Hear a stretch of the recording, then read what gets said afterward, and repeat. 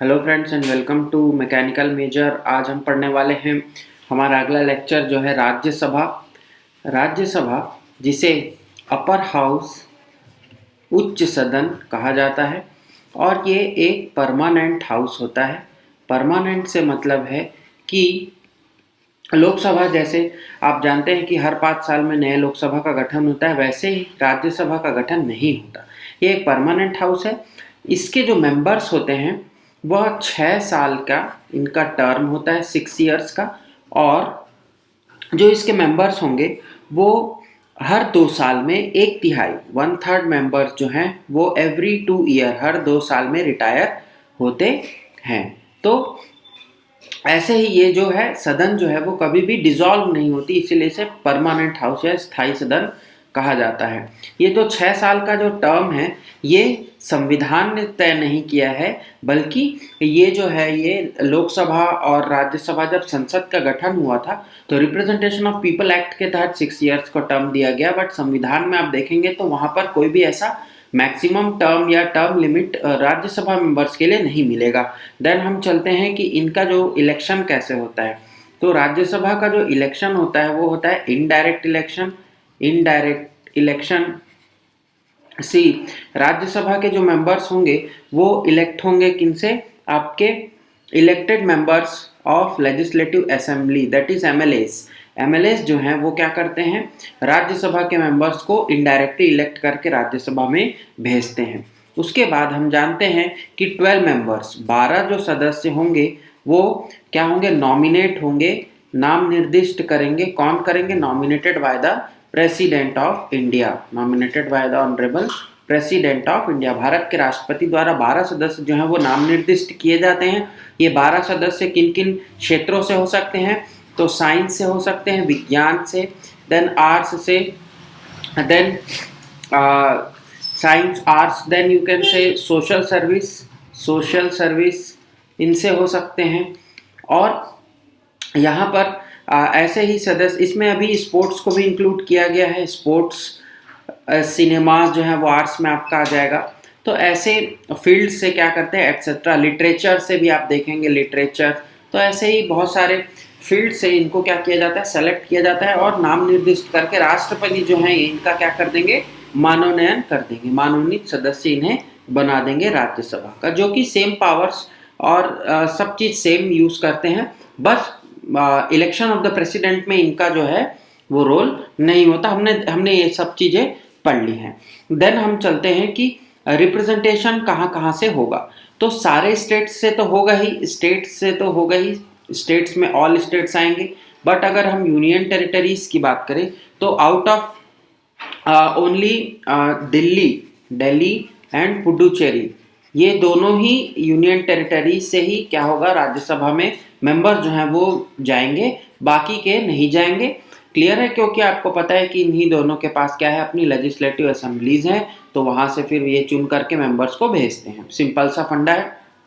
ये सब बेसिक चीजें हैं जो हमने पहले पढ़ चुकी हैं। अब हम बात करें कि chairman of the Rajya Sabha, chairman of the Rajya Sabha सी, जो राज्यसभा के जो चेयरमैन होंगे वो क्या होंगे, आर्टिकल 64 हमने पढ़ा था उपराष्ट्रपति में कि आर्टिकल 64 के तहत जो हमारे वाइस प्रेसिडेंट होंगे he will act as ex officio chairman of the Rajya Sabha. पदेन सभापति के रूप में राज्यसभा के जो चेयरमैन हैं वो क्या करते हैं, काम करते हैं। तो वो क्या करेंगे, जैसे ही वो उपराष्ट्रपति के पद पर आएंगे वो अपना पदेन सभापति राज्यसभा के हो जाएंगे और राज्यसभा का जो चेयरमैनशिप है वो ग्रहण कर लेते हैं। देन हम बात करेंगे वाइस प्रेसिडेंट की। तो vice president has a full role as same as your speaker of the Lok Sabha. कुछ डिफरेंसेस हैं, लाइक 108 हमने पढ़ा था जॉइंट सिटिंग। तो जॉइंट सिटिंग में ये अध्यक्षता नहीं करते बल्कि स्पीकर ऑफ द लोकसभा ही अध्यक्षता करेंगे। तो ऐसे कुछ थोड़े से अपवाद हैं, बाकी सारा जो फंक्शंस हैं वो सब चीज़ सेम होता है as a speaker of the Lok Sabha, क्योंकि वो भी वहाँ चेयरमैन ऑफ द लोकसभा होते हैं और यहाँ वाइस प्रेसिडेंट भी चेयरमैन ऑफ द राज्यसभा होंगे। देन हम बात करते हैं डिप्टी चेयरमैन की। डेप्यूटी चेयरमैन जो होंगे वो आपके क्या हैं, तो डेप्यूटी चेयरमैन को क्या करेंगे, इलेक्ट करेंगे, elected amongst the member of the Rajya Sabha, और वो ऑफिस में रहेंगे same as your deputy speaker of the Lok Sabha. फिर से वही कि उन्हें रिमूवल के लिए जो है वो वन मेजॉरिटी से जो क्या कराना पड़ेगा, एक प्रपोजल पास कराना पड़ेगा राज्यसभा के, उनको 14 डेज का नोटिस दे करके। तो ये सारा चीज़ें जो है ये सब चीज़ सेम है एज योर डिप्टी चेयरमैन और डिप्टी फॉर डिप्टी चेयरमैन, वैसे ही जैसा डिप्टी स्पीकर के लिए होता है। देन हम बात करें panel of chair vice chairpersons की। देखिए चेयरपर्सन्स तो यहाँ पर कौन होंगे, वाइस प्रेसिडेंट ही होंगे, बट डिप्टी जो वाइस चेयरमैनशिप है ये पैनल एक बनाया जाएगा। तो पैनल जो है वो कौन बनाएंगे, तो वो बनाएंगे कि हमारे vice president that is chairman of the Rajya Sabha, और जो पैनल होगा वो ऑफिस को या आप बोल सकते हैं राज्यसभा को क्या करेगा, चेयरमैनशिप वहां पर उनको दी जाएगी किस हिसाब से, उसके प्रेसिडेंट्स के हिसाब से, first second third fourth fifth. हमने ये देखा था लोकसभा के केस में भी, जब हमारी कौन कौन ना हो, हमारे चेयरमैन ऑफ द राज्यसभा ना हो और वो डेप्यूटी चेयरमैन भी का जो है वो टेम्पररी वैकेंसी वहां पर हो या फिर वो एब्सेंट हो। क्लियर है।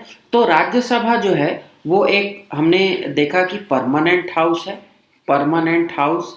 इसका जो इलेक्शन है वो इनडायरेक्ट इलेक्शन है, प्लस नॉमिनेशंस भी है 12 मेंबर्स का, ये इंपॉर्टेंट चीजें हैं।